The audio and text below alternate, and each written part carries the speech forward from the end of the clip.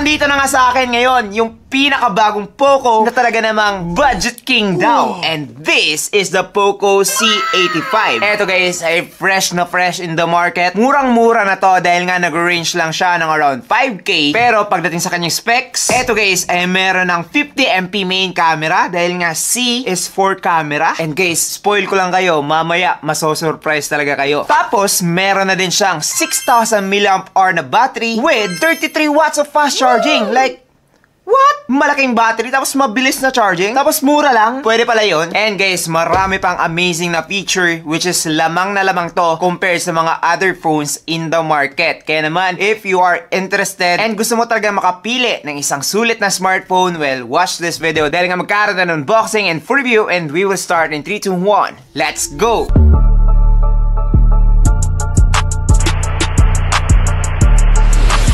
Hey, what's up guys? I'm JP and this is JT TV. So, napaka-excited ko talaga with this one dahil nga matagal ko tong hinintay. Syempre, medyo matagal yung shipping guys. But yes, before we proceed, I just want you to know na meron tayong ongoing giveaway ngayong September 27, 2025. Yes, 3 Samsung in total. And let me know kung gusto nyong ipag-giveaway ko to. Just comment down below. Nagbabasa ako. Now, back to this phone. As you can see here, same lang compared sa mga other Poco box. Ganito talaga yung box nila guys. Like, meron lang sigurong mga black kapag premium na. But yes, pagdating sa mga budget phones, same na same lang din. Eto nga pala ay powered na ng HyperOS Xiaomi. So, eto ay Xiaomi Poco C85. Now, let's do this. Ooh. So, ang unang bubungad sa atin kaagad dito is yung mismong smartphone. Meron tayong mga specs dito sa kanyang harapan. And eto naman yung kanyang likod. Just look at that. Diba? Hindi masyadong kita. Mamaya na yan. Tatanggalin natin yan. After that, eto guys, yung kanyang mini box. Nandito sa likod yung kanyang SIM ejector pin. And kapag binuksan naman natin, andito yung kanyang mga papel. And meron din tayong case dito nakasama, which is clear case. Mas maganda kapag mag-order kayo ng case kapag nag-order kayo ng itong phone na to para syempre mas aesthetic. Now, after that, meron tayo ditong USB-A to Type-C na cable. And lastly, yung kanyang 33 watts fast charging adapter. I think mas maganda Poco kapag ibang plug yung pinadala nyo, like yung straight. Mas uso kasi yon dito sa Pilipinas, hindi yung bilog. But yes, if wala kayong saksakan na bilog, bumili na lang din kayo ng socket or adapter. For me, kumpleto na po to. Usual na ngayon na wala ng earphones. But yes, meron pa rin siyang charging brick. And yung kanyang clear case, which is okay na for me. So, eto na guys, si Poco C85. Eto ay nasa color na green and meron ka pa iba't ibang option like purple and black. For me, kinuha ko to kasi, you know, na medyo nagsawa na ako sa black na color. And ayoko naman yung purple. Ano ako? Why are you gay? Badi. You are gay. Na, kung makikita nyo naman dito guys, sobrang ganda ng kanyang design. Meron tayong parang shiny dito and matte naman dito. For me, mas maganda sana kung isang kulay na lang like this one para hindi talaga kita yung mga fingerprints and smudges. But so far, they did a good job para sa aesthetic wise na tong phone na to. Dito guys, sa likod, makikita natin yung kanyang 2 cameras. Ito yung 50MP camera niya. And dito naman sa may baba yung kanyang Poco logo. So far, this is a big phone. And pagdating sa kanyang weight, umaabot to ng around 205 grams. So kapag 100 user ka tapos malit yung kamay mo, I think medyo mahihirapan ka dito. But pagdating sa kanyang build quality, etong photo ay merong plastic back, plastic frame, and glass front. Although wala silang sinabi dito guys na certification pagdating sa drop resistance, but meron naman silang certification pagdating sa dust and water, which is meron na po siyang IP64. So napaka dust tight na nito. Hindi na to basta-bastang mapapasukan ng mga alikabok. Ngayon sa water naman, no need to be worried kapag gusto mong gamitin yung phone mo habang umuulan. Like kapag rider ka, hindi na to madadamage guys. Kapag splashes lang or kapag natapunan nyo to ng tubig or nabasa siya habang nagkakape kayo, hindi po to madadamage kagad. Madadamage lang po to kapag nilubog mo talaga. Like hindi na po yon kasama sa kanyang protection. So take note lang sa mga nagsusubok or tinetry talaga nilang ilubog sa swimming pool kahit na IP64 lang, madadamage yan. Hindi pa ngayon pero to soon. So far, gustong gusto ko talaga yung kanyang pagkaka-build. Maganda siyang tingnan and premium looking na rin. Ngayon, when it comes to the buttons and ports naman, dito guys ay baba nakalagay yung kanyang 3.5mm port, microphone, Type-C port, and yung kanyang speaker grills. Dito naman sa right side nakalagay yung kanyang volume rockers and yung kanyang power button / fingerprint scanner. Dito naman sa left side nakalagay yung kanyang SIM card tray, which is nagsusupport na ng 2 SIM card plus 1 SD card. And lastly, dito sa top guys, wala tayong makikita. So far, ginamit ko na itong phone na to, and guys, wala po siyang dual speaker. Yes, single firing speaker lang itong phone na to na umaabot ng up to 200% pagdating sa kanyang volume. Yes, malakas siya, but balance? No. So, mas maganda sana kapag dual speaker. So, shoutout po ko, gawin nyo ng dual speaker yung mga murang phone nyo. In that way, wala nang rason yung mga, ibang tao dyan para magsabi na mas better yung ibang brand. But yes, so far, yun na naman siguro yung medyo downside itong phone na to. Yung kanyang mga buttons is matibay, hindi po siya parang matatanggal. And yung kanyang fingerprint scanner naman is mabilis na rin. Diba? So quick. Now, unlike the Poco M7 na merong IR blaster na ginagamit para remote, eto guys ay wala po nun. Yes, wala po siyang IR remote dito. So kung gustong gusto mo talaga magkaroon ng parang remote control sa inyong mga cellphone, wala po to guys. So I think yun lang naman yung medyo downside pagdating dito sa build. Overall, this is a pretty solid phone for its price. Now, let's talk about its display. As you can see, kitang-kita nyo naman siguro agad, hindi pa rin po siya punch hole display. But halos punch hole na rin. Like, yun na naman yung difference nila. Diba? Napakaliit lang. Eto guys, ay meron ng 6.9-inch IPS LCD display with 720p HD plus resolution, 120Hz refresh rate, and can get up to 810 nits pagdating sa kanyang peak brightness. Now, 810 nits is pretty bright. Like, even under the sun or like, napaka-bright ng paligid mo, makikita and makaklaro mo pa rin yung kanyang display. Diba? Napaka-bright ng light ko. Kitang-kita pa rin. Now, pagdating naman sa kanyang resolution, yes, medyo expected na to, 720p at this price point. Wala na akong masyadong reklamo doon. Kaso lang, dahil nga ang laki niya, 6.9-inch, mas maganda sana kapag higher resolution. Diba, Poco? Alam nyo naman siguro yon. But so far, if you love watching movies, videos, mag-e-enjoy ka talaga dito. Napakalaki nga, diba? The only downside lang pagdating sa kanyang display is, again, yung kanyang notch and yung kanyang bezels all around. Especially at the bottom part. Medyo makapal talaga siya. But so far, yun na naman. The brightness is good. Mabilis and responsive na siya with 120Hz. And yes, decent na rin yung kanyang resolution. So ano pang sasabihin ko dito?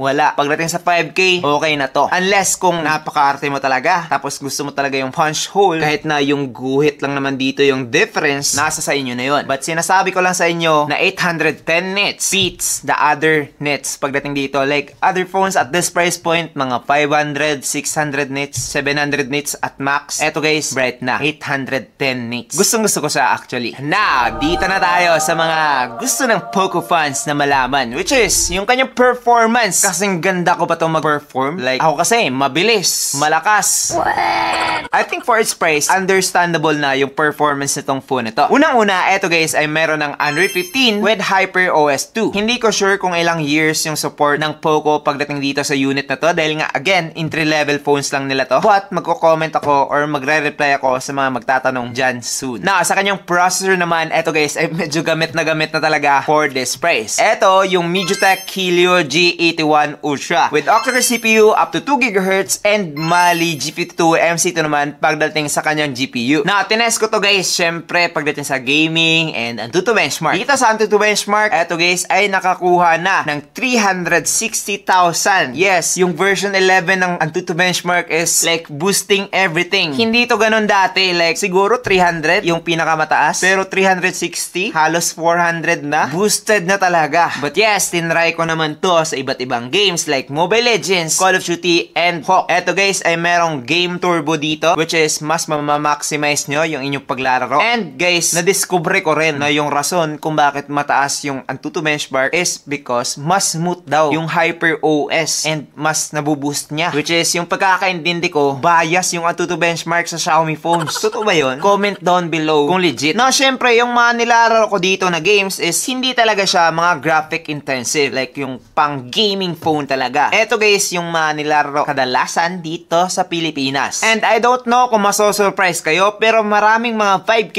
phones yung hindi pa smooth pagdating dito sa mga larong to. Pero this one, okay na po siya. Sa Mobile Legends, eto guys, ay meron ng ultra graphics with high frame rate. As you can see, kapag maganda naman yung signal ng wifi nyo, or kapag okay naman din yung signal ng data nyo sa inyong mga lugar, makakapaglaro talaga kayo ng Mobile Legends dito smoothly. Although, don't expect too much dahil nga eto guys ay again, entry-level phone lang. Hindi to makakompare syempre sa mga 20K, 30K na smartphone. Mas grabe na talaga yung mga processor nun. But yes, if you just want to play and hindi ka naman talaga pro player, playable na yung Mobile Legends with this phone. Smooth na rin po siya and bihirang-bihira lang mag-lag. Siguro maglalag lang siya kapag tuloy-tuloy talaga yung gaming na magdamagan ka talaga. Now, kung gagawin mo naman yon, syempre iinit yung phone, 'di ba? And magta-throttle na. Kaya naman yung gawin nyo is gumamit kayo ng fan cooler or maglaro na lang kayo sa harap ng electric fan. Kung merong aircon, sa aircon. In that way, mas mako-cool down yung phone and makakapaglaro kayo ng mas matagal. Ngayon, dito naman sa Call of Duty, okay pa rin yung performance na tong phone na to. I mean, makakapaglaro ka syempre, pero hindi yung mabilis talaga siya or napaka-smooth niya talaga. Eto guys ay sakto lang. Medium graphics with high frame rate, understandable na for its price. Although mas ma-appreciate ko sana kung merong dual speaker, but with the 200% volume ng speaker na tong phone na to, napakalakas na rin yung barilan dito sa Call of Duty. So far, nag-enjoy naman din ako sa paglaro ng Call of Duty dito kay Poco C85. Ngayon, dito naman sa Hawk, eto guys ay merong ultra pagdating sa kanyang graphic settings. And so far, smooth naman din po siya. Smooth as in playable na as long as hindi ka talaga pang matagalan. Like casual gaming lang. Hindi talaga siya pang pro. And so far, sa mga games na na-mention ko, napaka-okay na nitong Poco C85. As long as hindi ka mag-e-expect ng malag gaming phone na mamahalin talaga. This phone is made para sa mga taong hindi talaga gamer, gusto lang mag-multitask. Dahil nga again, meron siyang 2 variant with either 6GB of RAM or 8GB of RAM. Napakalaking RAM nun. Hindi po yun expanded RAM like 3+3 or 4+4, 6 and 8 talaga yun. So, yun yung gusto ko sa Poco guys. Hindi sila mahilig ng expanded RAM. So, yung expanded kasi walang masyadong dulot yun. Pag base RAM naman, ramdam mo talaga yung pagkakaiba. So, with this phone, makakapag-multitask ka na, like switch sa mga apps. And kapag ino-open mo ulit yung mga app na ginamit mo, hindi na po siya maglo-loading like from the start. So, yun yung isa sa mga advantages kapag malaki talaga yung base RAM nyo. In short, mas malaki yung RAM, mas ramdam nyo.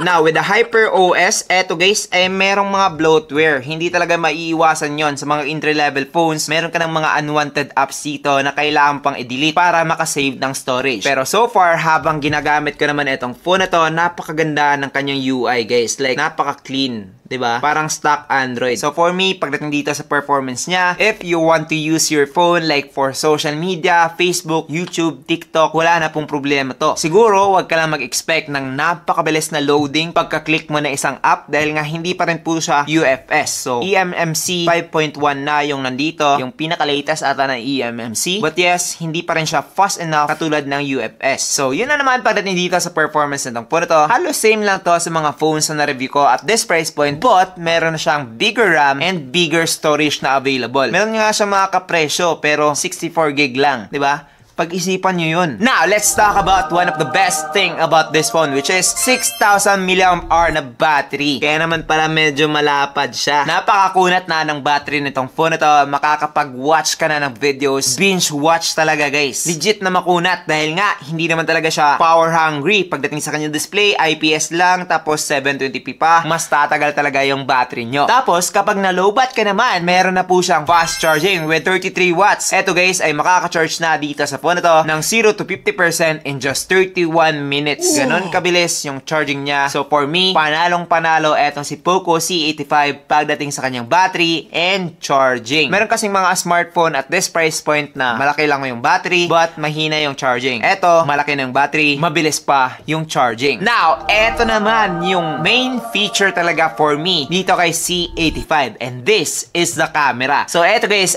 meron ng 50MP main camera with auxiliary lens lens, and isang 8MP naman pagdating sa kanyang selfie camera. As you can see, akala ko talaga yung mga picture na to ay kuha ng iPhone dahil nga sobrang natural niya, sobrang crisp, sobrang sharp. And for me, hindi ko talaga ina-expect to, especially coming from a 4,000 to 5,000 pesos na smartphone. Even the selfie guys with just 8MP, okay na for me. Pwede na itong pang-upload sa inyong mga sokmed. Hindi ka talaga to ina-expect dahil nga akala ko mas better yung Poco M7 when it comes to the camera. But I am mistaken guys. This phone is better, sharper, and more natural. So kung gusto mo na isang camera phone, eto talaga yung number 1 na mararecommend ko. Number 2 siguro is yung Tecno Spark 40C and the Tecno Spark Go 2. But for me ha, sa lahat ng mga bagong smartphone ngayon, the Poco C85 is the best pagdating sa picture quality. Yun yung masasabi, yun talaga yung nasabi ko kaagad pagkatapos kong i-test yung camera netong phone na to. Maganda, natural, and 50MP pa pagdating sa kanyang resolution. That is why, kahit na i-crop mo pa yung inyong photo, perfect pa rin siya. So pagdating sa photo quality, budget king na talaga to. Ngayon, pag-usapan naman natin yung kanyang video. So dito guys, medyo behind siya when it comes to the resolution. 1080p at 30fps lang, both back camera and selfie camera. And ngayon, try natin. Now, eto guys yung back camera using the Poco C85. And also, galing din dito yung kanyang audio. So ano sa tingin nyo? Okay ba? Comment down below. Now, try naman natin yung kanya selfie. Now, eto naman guys, yung selfie video camera ng Poco C85. Oh, wow. Wow. Ang ganda. Kitang-kita yung pimple ko, di ba? Perfect. So, after watching the results dito sa kanyang video, guys, I think ganun pa rin yung masabi ko. Maganda siya. Almost natural. Yes, medyo saturated and also yellowish ako ng konti. But in a good way. Ayoko kasi yung parang maputla or parang nagpipink na bluish or what. Eto, guys, para sa akin, mas maganda. Medyo saturated lang siya ng konti. Hindi talaga siya 100% natural. Siguro mga 75 to 80% natural lang siya. But so far, the video quality is good. The photo quality is even better. So for me, camera-wise, Poco C85 is the way to go. Yun talaga yung masabi ko. Now, short lang. Pero eto yung manonotice ko guys. Pagdating sa camera, lahat ng mga na-test ko na budget phone, tapos merong MediaTek Helio G81 Ultra, maganda talaga yung photo and video quality. Diba? Pansin nyo ba yun? Tecno Spark 40C, same processor. Tecno Spark Go 1 dati, maganda rin. So guys, I think kung camera yung hanap nyo talaga, hindi kayo masyado into gaming, watch the reviews about phones na merong MediaTek Helio G81 Ultra. Baka meron kayong mapili. But so far, eto na siguro. And yung paparating ko na smartphone, which is yung Redmi 15C, yung best pagdating sa camera at this price point na 5,000 pesos to 4,000 pesos. Now, overall, mararecommend ko ba etong si Poco C85? Well, yes, if makukuha mo siya on sale, which is medyo mahirap guys. 4,699 lang yung kanyang 6128GB na variant and 5,699 naman yung kanyang 8256GB. Para sa akin guys, maganda na yung performance nitong 6128. Pero, how much more yung kanyang dagdag na RAM na 2GB sa kanyang 8256GB? So, I think mas better yon pagdating sa performance. But for me, okay na rin yung pinakita nitong 6128. So guys, ano sa tingin nyo? Agree ba kayo dito? Okay lang ba kahit na hindi siya masyadong bongga pagdating sa kanyang performance pero bawing-bawi naman sa battery and camera? Well, let me know down below. Ngayon, kung gusto nyo namang bumili, well, ayoko naman kayo ma-scam. Marami na talagang nagkakalat ng mga scam links ngayon. Like, gusto lang talaga nilang kumita ng komisyon and naglalagay sila ng mga too good to be true na mga products like 2,000 pesos imbis na 8K. Huwag po kayong maniwala doon. Siyempre, mag-follow tayo sa mas malapit sa SRP. Kaya naman maglalayo ng link sa description box ng official store ng Poco sa Shopee, which is palaging nagsisale. So, kailangan nyo lang mag-wait kapag mas mataas yung presyo, pero kapag nag-sale na, syempre, bilhin nyo na, baka maubusan. But yes, that's pretty much it for this video. I hope na nag-enjoy kayo. Again, don't forget about the giveaway. And kung gusto nyo ipag-giveaway ko to, 2,500 likes. Let's go! So that's it. I'm JP and this is JT TV. Thank you for watching and God bless. Bye-bye.